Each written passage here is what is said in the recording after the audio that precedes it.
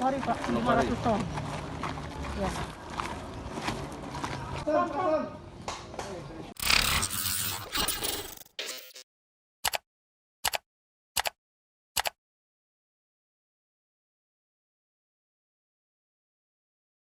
Depan kita akan melakukan pengiriman lagi ke Monopoly Pak, 500 ton.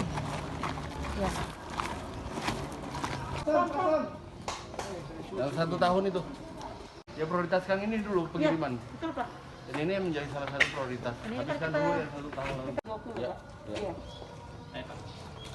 Ini 1 tahun lalu ini. Saya nih. Ya, kalau tidak didistribusikan kasihan ini. Udah berubah warna. Kumpa tidak ada lewat Bulog Pak.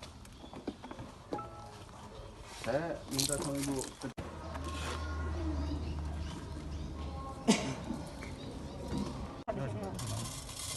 Ini bulan 8 Pak. Ini 2020. Iya siap. Ya kami mau kalau Marah Pak Menteri. Oh, Bulog udah disupport. Ini belum full ya? Iya. Karena 2020 Pak nggak bisa kita gabung.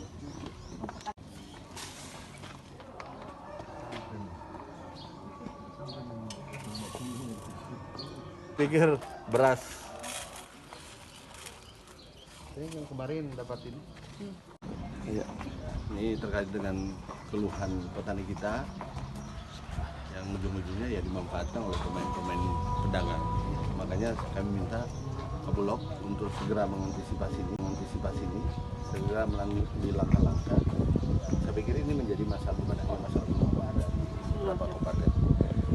Pak Menteri menyampaikan kalau ini terjadi kita buatkan MOU dengan Bulog pertanian dan lakukan penyuratan kalau perlu kita intervensi. Karena kementerian juga sudah mensupport anggaran Bulog kan, kalau nggak salah ya Bu.